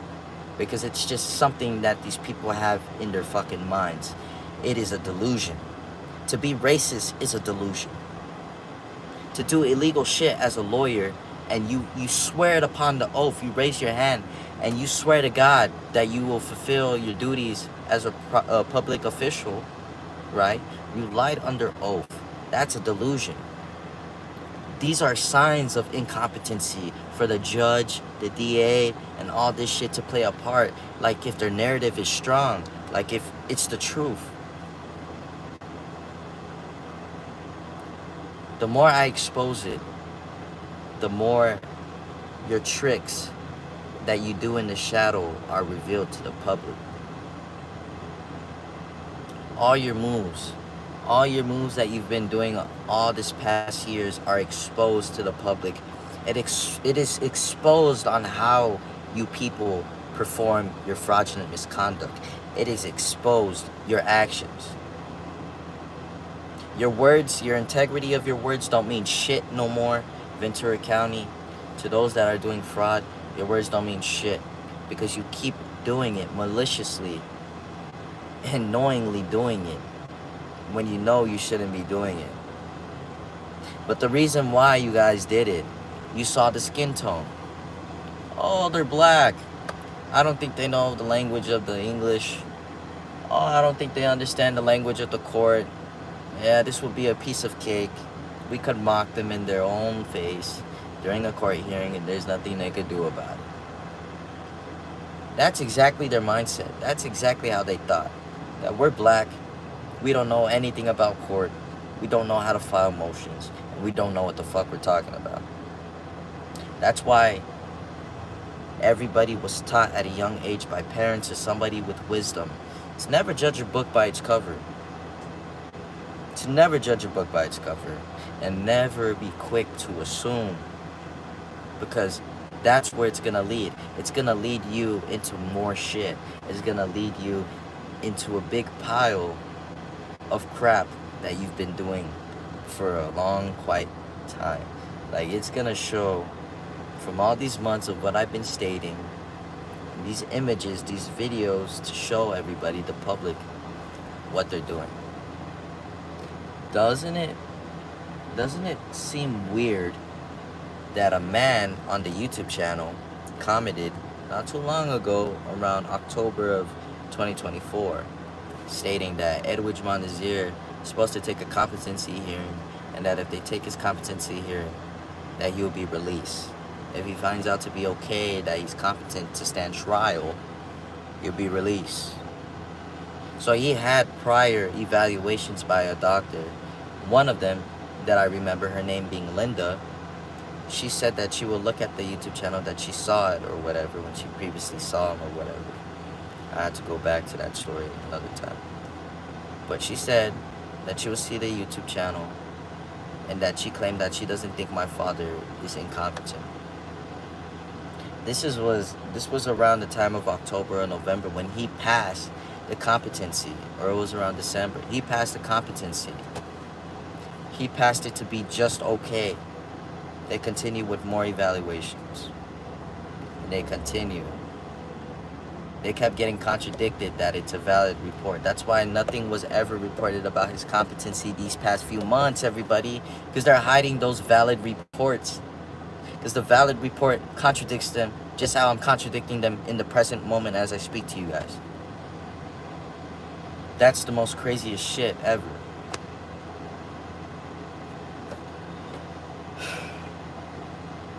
It's tiring, everybody. I went live for about 93 minutes. This is how you know, oh man, I could keep talking about it, exposing it until somebody properly understands it. I could literally go back from the beginning all over again. But people have lives just as I do. I have stuff to do. I'm gonna continue to expose the living shit out of them. And I'm gonna get next to filing a report, a complaint report, and not just any type of complaint, a civil lawsuit against Ashley Susan. I'm gonna file a civil lawsuit against Joe Steinfeld. I already have one pending for Jeff Chambliss. So once Jeff Chambliss receives his lawsuit, he can no longer represent my father and do fraud on his case. If I sue Joe Steinfeld as well, he won't have any say in my dad's case. Why? because he's being sued. And on top of that, he was never, ever present in my dad's hearings. He was never there to visit my father and consult with him about his case. Since September 18, Joel Steinfeld has never visited my father until August 21st. That's when he visited my dad. Literally. That's when he saw my dad. And what's bothering me to this day, for the DA to state that, oh, we're a tie. What the fuck are we a tie about? I literally want her to elaborate on that. I really want her to elaborate, because I'm very intrigued and I want to know what she's talking about a tie. What do you mean that we are a tie? So are you claiming that you're struggling against the shit that we're presenting into the court because you don't have it? That's why it's a tie? Because we're now in your level of speech, we're on your level of paperwork, we're on your level of documentation, you're claiming that it's a tie? Don't you find it weird, everybody, that me and my family are gathering all evidence to submit to the judges, the DAs, and the attorneys, yet the DA has not presented nothing yet? The DA, the district attorney, has not presented any prosecutorial evidence to take us away, to send us away. Where is the DA's evidence? Where is the body cam? Where is all of that? Like, these are the questions that need to be brought upon and asked upon the court. And that's what I put in the recent motion. I put that in the motion regarding corruption of their fucking unlawful behavior, about the unlawful arrest and the unlawful shit that they've done, obstruction of justice. I'm gonna put this image up for you guys up here. I'm gonna work on this video today and make sure it's uploaded either today or tomorrow. If not tomorrow, the next day after tomorrow. I explained to you previously why I couldn't previously stay on those lives. I am watching them. As I previously stated in the previous other lives, I know I made like two of them. I stated, I am watching you people. I am watching you, and I'll keep watching you. So go ahead, do your fucking bullshit. On September 11th, I'll have many motions on you, and I'll have lawsuits sent to the fucking courthouse. Because you guys are playing games? We'll play it, and we'll take it there. I will call you guys every fucking day, bothering your office. The same way you harass me and my family thinking you're doing something lawful, just because you have a badge, just because you're a DA, you think you have power? No. You don't. And I'm showing it to the public right now and everybody else that visits this channel and watches. You have no fucking power. And this is my First Amendment, to cuss and express myself, that you have no power. You have no power. And it's showing. It's really showing right now. So go ahead, do more fraudulent bullshit. Actually, Susan, I'm getting on that lawsuit tonight. Tonight. Because I have this mind up here that has not forgotten what she has done on March 3rd, leading up after that. March 3rd, everybody. You got to keep this in mind. March 3rd is the most important. Because she claimed that she doesn't even know my father ever visited him or seen him. But I'm hearing on the 21st she submitted an invalid report about his incompetency. But there's no contradictory about the competency from the 31st of July. We're not hearing about anything about that date. They're just brushing it underneath the fucking rug. I want to hear about why you're asking for this next evaluation. I want you to contradict Mike Rodriguez's report. By the way, as we speak, I sent him an email previously that I want any report, any valid report from the 31st of July 31st. July 31st of 2025, I want any report. So when they do some bullshit, they will be mailed and emailed, each and every one of them, my dad's competency report from the 31st that was valid. YouTube will be the first to know. And on top of that, they will be the first to know. through emails and through certified fucking mail address. I'm a serious man when it comes to stuff like this because you are playing with my freedom. I'm gonna show you that your freedom, whatever abuse of power that you have going on, won't last long, and that you're accountable for some bullshit that you're doing, and there's consequences. You will all be charged. You will all be charged. I told this to Krista Rubino. I told this to Matthew Rodriguez. You will lose your job. The day they stole me from my home, that's the right term I'm gonna use. The day they stole me from my home on September 18, I told them in the car, what are you guys charging me with? They said obstruction. No, not obstruction. They said battery on a peace officer and resisting arrest. I laughed at them. I said, oh, really? Okay, we'll see. And sure enough, they dismissed in preliminary hearing battery on a peace officer because Steve Donlon wasn't injured. There was no report, there was no medical report, and there was no bruises on his face. They dismissed that charge. Back to the car moment. I told Krista Rubino and I told Matthew Rodriguez, I'll make sure you guys lose your job. And I want you to be watching this, Matthew Rodriguez, because you are watching this live on September 18, when you transported me to the main jail of Ventura County. You were sitting next to me on the bench. And mind you, they keep you on this bench and then they tie your hands together and they connect another chain of handcuffs to hold you on that bench. He's sitting across from me. He puts the volume loud enough for me to hear. I hear my father's voice. I recognize it. I'm not a stupid man. Neither is my father. That's why I'm very persistent and determined in the stuff that I say and very confident. Because I know what I'm saying. And I know it's logical. It's very logic. So my point is, he was watching that video of my dad live. When they were there to kill him. That live video, the title, They Are Here to Kill Me, you'll find on the YouTube channel. Mike Rodriguez was watching it. And then when I told him, is that my father in the video? He acts all surprised looking at the video. Oh, I don't know what you're talking about. So you had the audacity to do some illegal shit and then mock me in my fucking face when I recognize my own father's voice when he's asking for help to the public and the viewers on the YouTube channel. Do you know how painful that must be for anybody to withstand? I want people to feel that pain.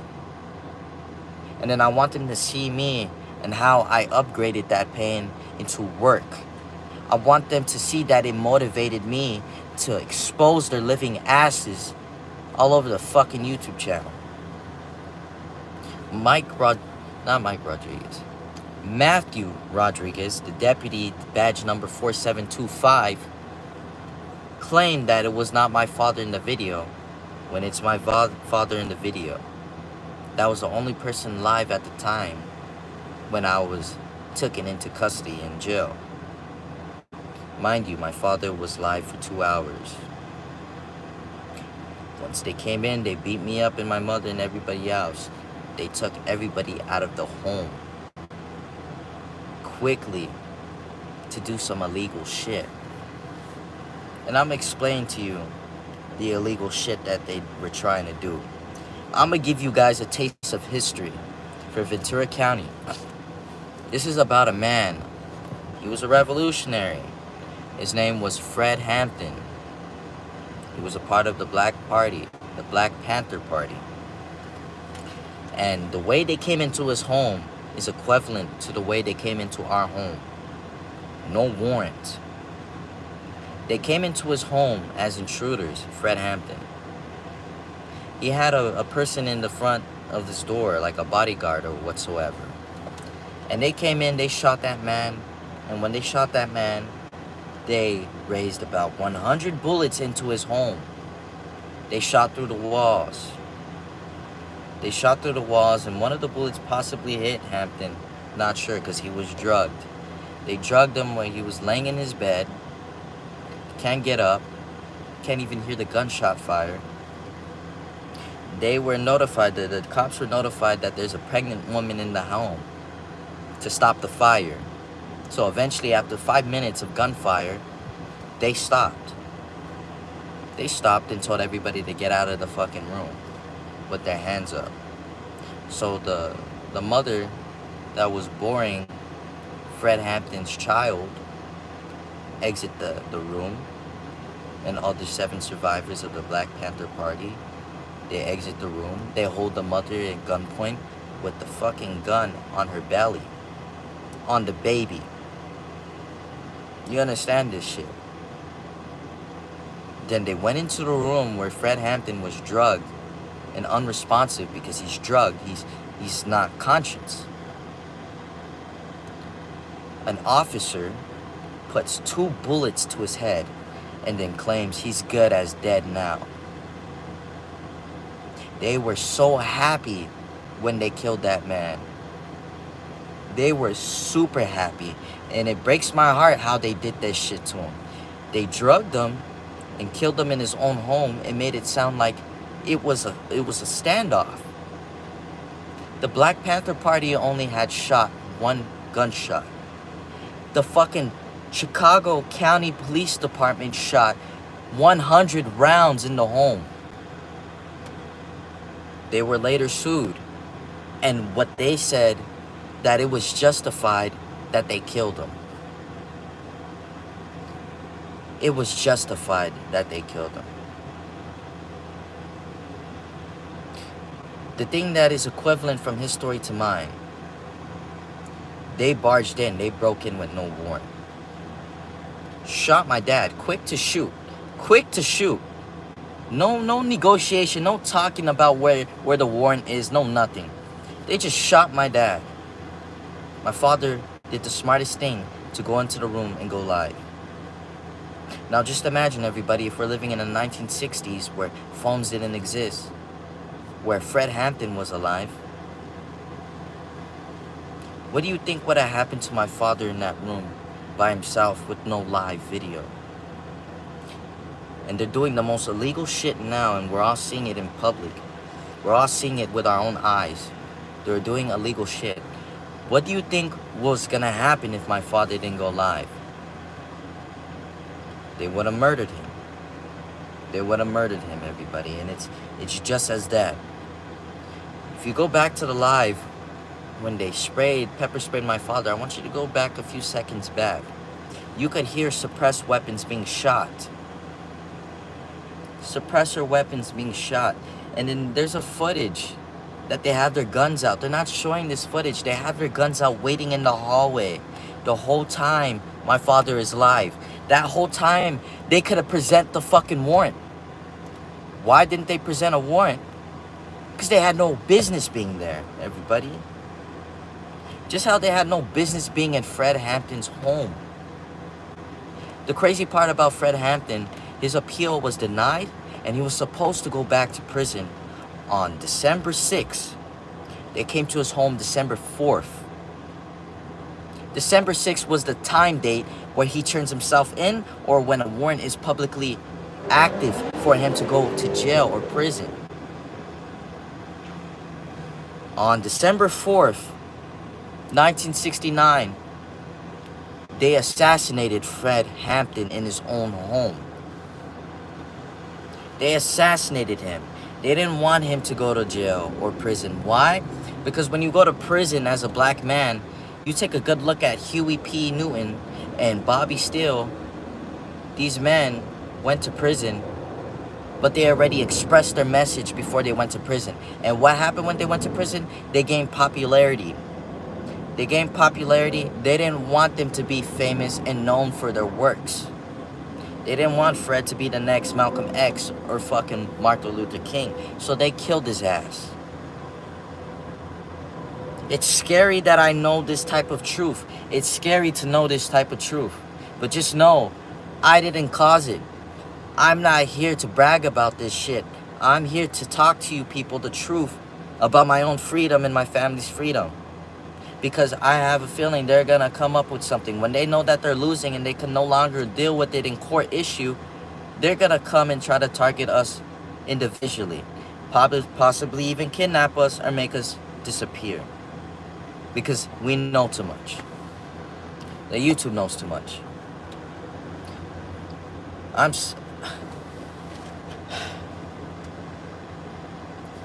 It's insane, people. It's insane. I need people to stand with me to call Ventura County Courthouse, bug the living crap out of them, call them, and call them until they eventually stop this fraudulent bullshit charade. Because all of them are involved. I have names. Next is just paperwork with lawsuit. Then next is summons. There's no more running. And there's no more hiding for those individuals. Mind you, so no longer we live in the date of Fred Hampton. We don't live in the time Fred Hampton was alive. We live in a new day, 2025. Diversity is all around. Phones are all around. Biracial children are being made all around the world. Racism shouldn't be a thing anymore. And if you are racist in 2025, you're the most dumbest, ignorant, asshole, arrogant piece of shit in this world. It's just plain and simple as that. Anybody could be racist. That's why I'm stating this right now. Anybody. I'm not bringing race in it. Anybody, meaning any human being that is racist in 2025 is as dumb and ignorant as shit. That's just that. I'm not picking a side. Just how Fred Hampton is not picking a side. He wasn't just looking upon black people to be better or bigger again. He was looking upon all people through poverty. He was looking at white people. He was looking at yellow people. He was looking at all shades of color. He was against police brutality. And we need more voices. We need more voices in today's time. We need more voices to speak upon stuff like this. Fred Hampton was a brave soul. At the age of 21, he met his faith. He fought for what he believed in. And this is one of the craziest quotes. He said he doesn't believe he will die of a natural heart attack. No. He doesn't believe he will die in a car accident. No. He believes he will die for what he was born to do. He believes he will die for what he has to do, which is fight for the people. You could look this type of information up. That's why we have the internet. That's why I say to be racist is stupid. It's the most arrogant, ignorant shit ever. So look about Fred Hampton and his quotes. The ones that I'm telling you guys about. You'll be familiarized with it, with his own words. May it ring through your heads. Respectfully. I am fighting for equality, everybody. I am fighting for the people. I am fighting for immigrants which still have rights. I'm fighting for people that are being mistreated in Moore Park and Ventura County. I'm fighting for people that don't properly have the voice to defend themselves. I'm fighting for people that don't have the right logic to defend themselves. But when you come across this account and you find this logic, may it help you and bless you. So when you come across illegal, fraudulent, bullshit, corruption like this, you know how to fight it. You know how to fight it and stay strong. Because I tell you this, jail cannot destroy you. It won't destroy you if you know where you come from. Your parents made you. Your mom, your dad made you. Those are the only two people that could break you. No one else in this world could break you besides your parents, for they had made you. So I want everybody to know that nothing is impossible. Jail didn't show me the impossible. Jail showed me the possible. I had a cellie tell me, because he saw me stressing all the time. I was panicking. I was scared. They took my cats. They took my family. I didn't see this as real. I thought it was a dream. And it's sad how most people see it that way. The majority of the time, they end up going in the route where they lose their mind. But me, I gained my mind through patience. My cellie told me When you're in jail, there's nothing you could do. Right now, the best thing you have to do is just relax and keep your mind calm. So that's what I did. I didn't give them a reaction. I hold myself. I hold myself because I was the only person for myself there. I'm the only person there that held myself and uplift myself in there. So when the time came, he told me, when the time comes, that's when you strike. That's when you do everything in your power that you have to do. And when I got out of jail, I saw many opportunities. I saw my power. And my power is my voice and my writing legal matters that I have in motions, my lawsuits, and future soon-to-be lawsuits again against Ashley Susan, Joe Steinfeld, and who else? Jeff is already pending. Joe Steinfeld. Next is going to be probably Tracy. She's going to be a witness in Ashley Susan's lawsuit. So that's what I'm saying, people. Jail doesn't break you if you only let it break you. So don't let it break you. Don't let little things break you. This talk is not only just about jail, it's about everything. Meaning, you may have a bully. Don't let a bully break you.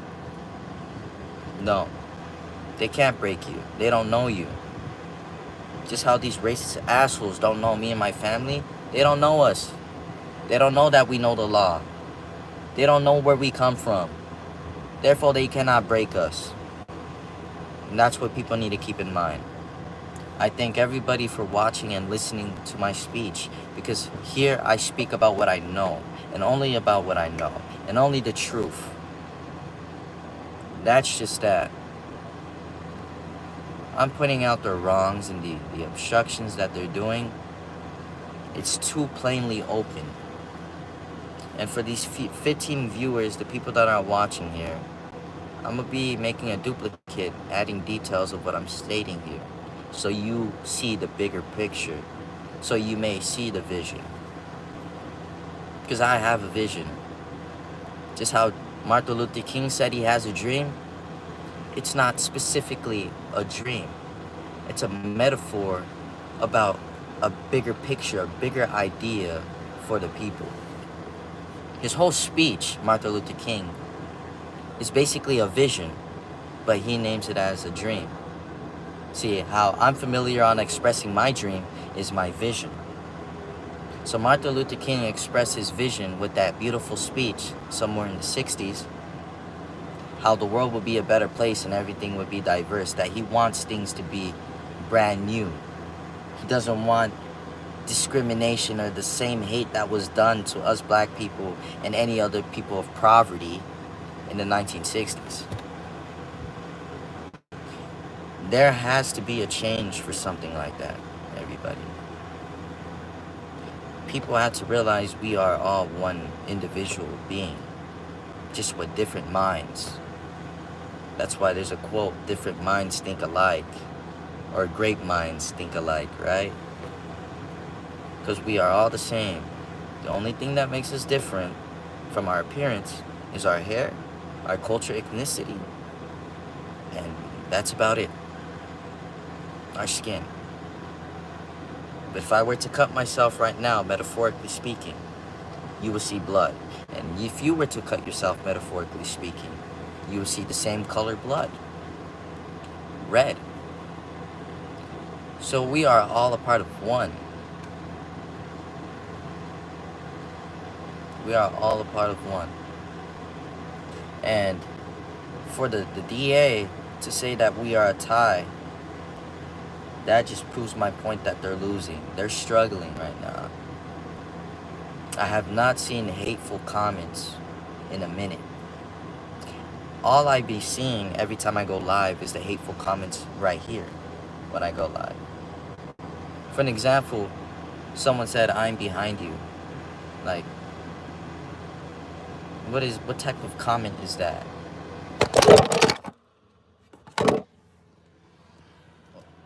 Phone fell. Sorry about that, everybody. Yeah. And another one said, "What's up, my N-word? What's good?" These are the this is what's going on live right now, the comments that I'm seeing. And another one, your dream is to yap into the void while sitting in a car full of junk. That was somebody's comment. But I don't see these comments anywhere else on the channel.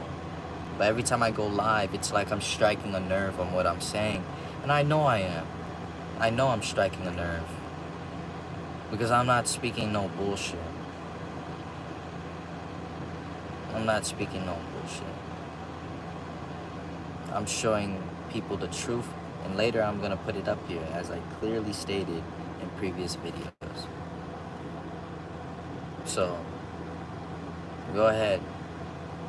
Keep doing your fraud, and you're gonna keep being reported and documented, and it's gonna be sent to the fucking higher circuit. I don't know who these people think they are, but they won't get away with it. So someone said, you don't have to speak it because you are it. And someone said, don't turn left. And that's true. I shouldn't have to explain myself much. But I explain myself much so you see the logic. You see that their math is not mathing. You see that their words that they stick by doesn't eventually hold value no more. They were claiming it was an eviction. It's not an eviction.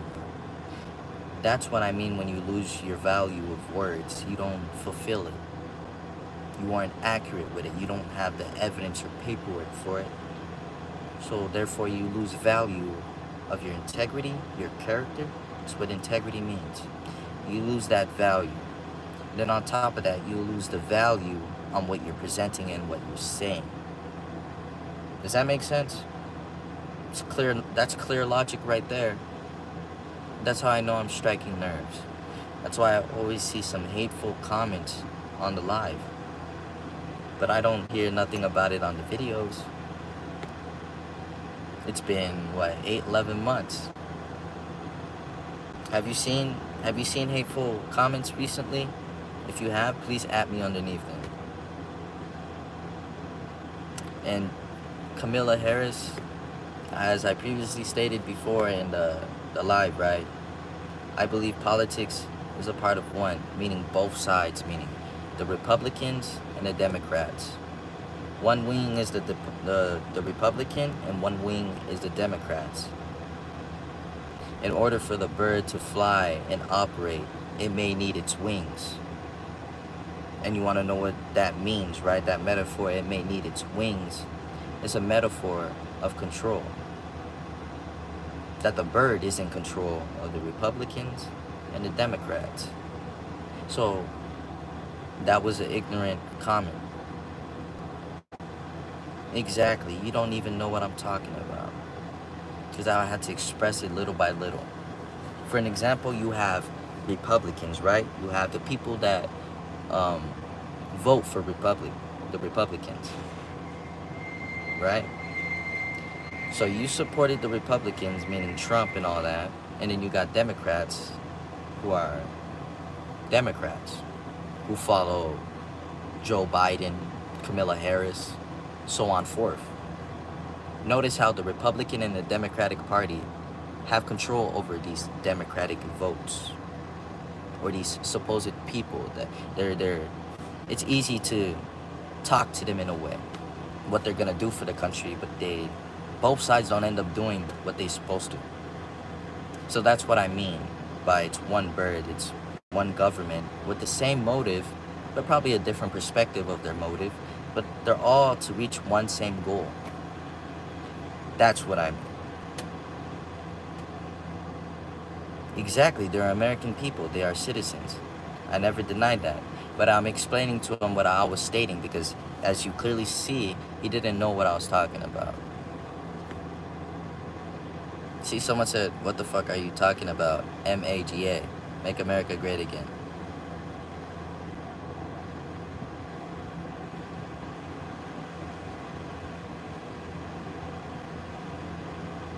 It's ridiculous, man. Make America great again, you say, right? The same America who allowed the Twin Towers Right. Right. Supposedly because they were in debt of what, $2 trillion, and then it magically disappeared. Right. That same America, make America great again. The same America, make it great again. The one where they put a fucking propaganda on Muslims as being terrorists. Oh shit. When you actually truly learn about other history in other foreign countries, Muslims are part of Islam, a religious group. Therefore, they were teaching America to racial profile or stereotype Muslims because of the incident of 2001, where the CIA provided information to Al Qaeda to hijack those planes. That's the terrorist group. Nobody in college, I seen this interview, nobody in college knows the terrorist group that crashed those planes into the fucking planes. It has nothing to do with that was 25 years ago. It's still your government. It's still make America great again, right? It's still Trump that wants to make America great again from the 60s, right? So they all have the same motive. I know I'm not just saying some bullshit, because it makes perfect sense. I wasn't even born, you're right. But the fact that the fucking government, what's it called? The Pentagon was bombed storing some type of value there. Supposedly it's missing, it's gone forever. The $3 trillion in debt is gone forever.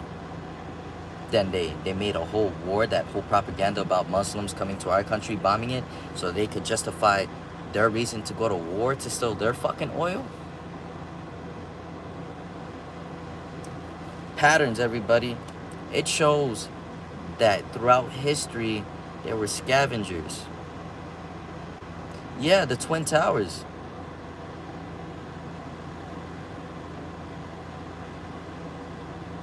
You say you know why I got evicted. Elaborate. Everybody should listen to this. Everyone should listen to what you have to say. Your opinion matters. Because I have my facts. I have my paperwork. So explain to me, why do you think I got evicted? Why do you think that? Mind you, America killed thousands, either 1,000 to 2,000 people that day in 2001. And it's throughout history. Let me date back to the First World War, so you guys are familiar with patterns and how they work.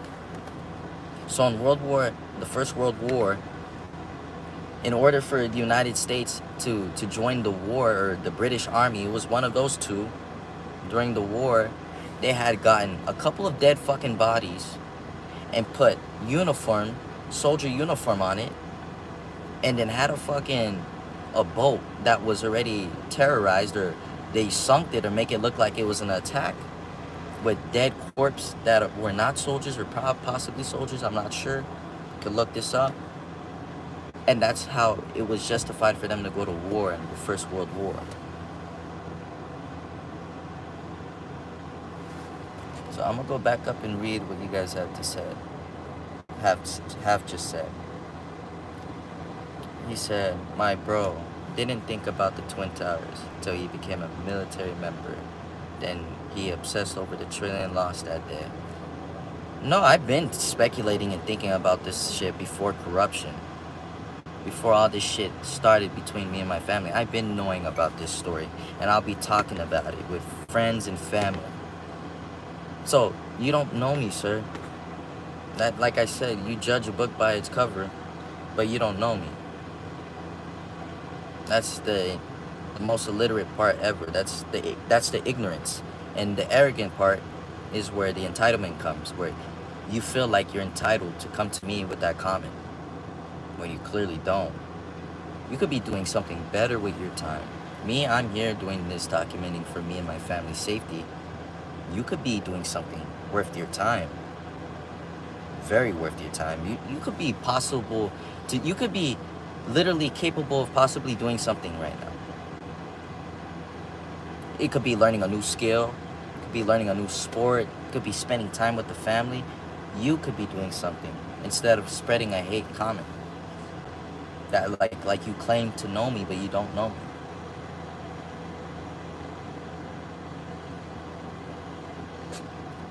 We were begging for a conflict, as if our bombs could protect us from anything. That's a comment from somebody. And someone commented underneath that, one of those two, not sure which, but he's gonna tell us all about it. Your liberal instructor taught you those lies. That's what a man said in the comment. Then America wasn't invisible, someone said. And someone said, you're supposed to judge books by their cover. That's why they exist. No. You want me to tell you why you don't judge a book by its cover? And I'm going to say it metaphorically speaking.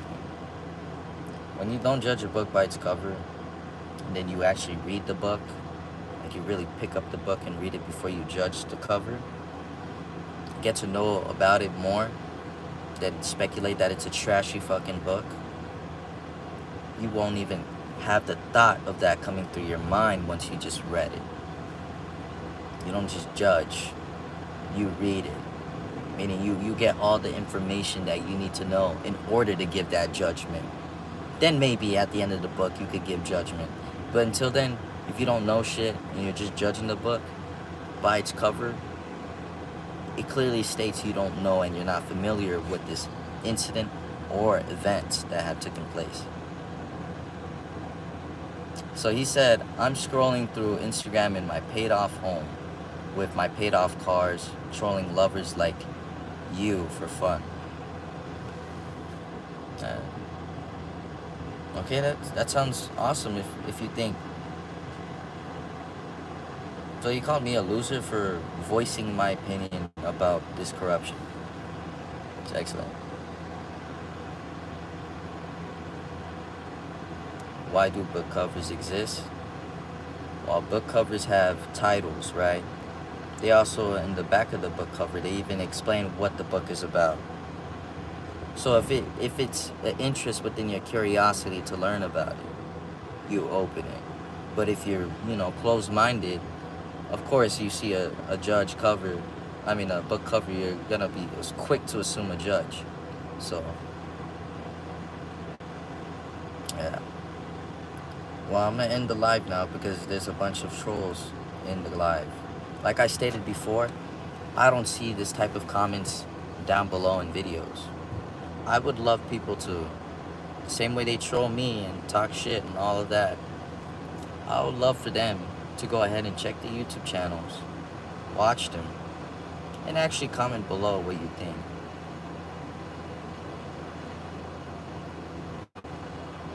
But anyways,